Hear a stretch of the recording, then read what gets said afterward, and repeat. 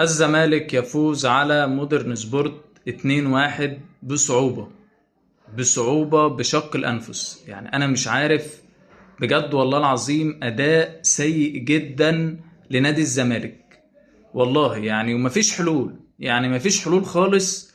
يعني للفرقة، يعني أنا معرفش ده هيستمر لغاية إمتى والله العظيم. يعني أداء في منتهى السوء لنادي الزمالك، وكل ماتش أسوأ من اللي قبله. يعني من سيء لأسوأ، الزمالك من سيء لأسوأ بجد والله. يعني انت مش عارف تلعب قدام مودرن سبورت. طب هتلعب قدام مين؟ يعني هتلعب قدام مين بعد كده؟ يعني هتلعب قدام مين بعد كده؟ فانا مش عارف يعني ايه الحل لنادي الزمالك، والله انا معرفش بجد. يعني مشكلة غريبة جدا، مشاكل غريبة جدا. الفرقة مش عارف مالها. يعني انا مش عارف هو بيسيرو ليه بيلعب بثلاثة ورا؟ انت مش بتلعب الريال، يعني انت بتلعب مودرن سبورت. هو مصر على ثلاثة ورا بصراحة. يعني انا مش عارف بيسيرو بصراحة بيفكر ازاي. ولكن هو معذور برضه. يعني انت تيجي تتكلم، هو معذور، راجل برضه لسه جاي، لا عمل فترة اعداد ولا اي حاجة، مش عارف الفرقة برضه. فهو بيحاول ايه، يأمن على قد ما يقدر، بيحاول يأمن على قد ما يقدر. لكن هو مش هيجيب اكتر من كده بصراحة. يعني هو مش هيجيب اكتر من كده مع الفرقة دي. هو كان هي الإدارة دايما ايه، بترمي على المدرب، ارمي على المدرب، ارمي على المدرب. هي المشكلة مش مشكلة مدرب خالص. هات اي حد، اللعيبة دي مش هيعرف يعمل حاجة بجد. لا، اداء بجد سيء جدا. يعني انا مش عارف يعني هيتحسن امتى. يعني صعب جدا، يعني صعب جدا لنادي الزمالك ان هو يتحسن بصراحة. يعني في ظل الإدارة اللي موجودة بصراحة، وفشل الإدارة اللي موجودة في جميع النواحي. يعني لا، صعب جدا من وجهة نظري. يعني من وجهة نظري لا، صعب زي ما كنت بقول لكم قبل كده برضو.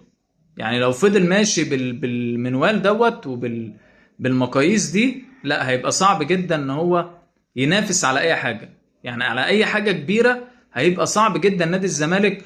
وصعب جدا يوصل لبطولة دوري الابطال، دوري ابطال افريقيا اللي هو غاب عنها بقاله 4 سنين ولا 5 سنين معرفش.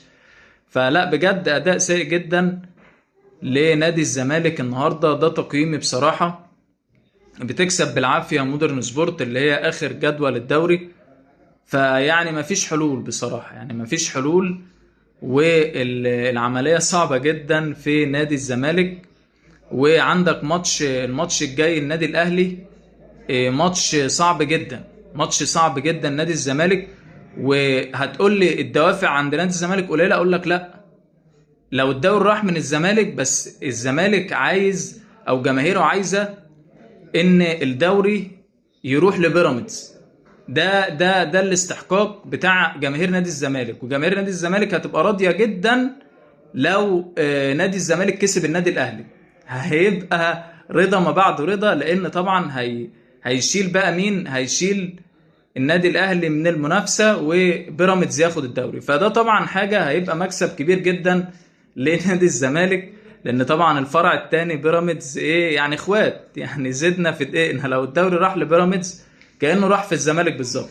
يعني بالنسبه لجماهير الزمالك يقول لك اي حد ياخد دوري الا النادي الاهلي. فهيبقى ماتش صعب جدا لنادي الزمالك، لان برضو الدوافع عند نادي الزمالك اكبر برضو من النادي الاهلي على فكره. يعني النادي الاهلي عنده دوافع كبيره، ونادي الزمالك عنده دوافع كبيره. وهيبقى ماتش كويس. يعني الماتش لما بيبقى على حاجه بيبقى جميل جدا. هنتفرج على كوره حلوه، هنتفرج على هجوم من الفرقتين. ان شاء الله نتمنى ان هو يكون ماتش كويس. لكن بجد نادي الزمالك اداؤه سيء جدا النهارده. ولكن ماتش الاهلي اعتقد مش هيخضع للمقاييس دي. طبعا هيبقى على ارضيه الملعب، المساله مختلفه تماما. بس كده. واعتقد ان شاء الله باذن الله هنشوف ايه اللي هيحصل في ماتش القمه الجاي. سلام.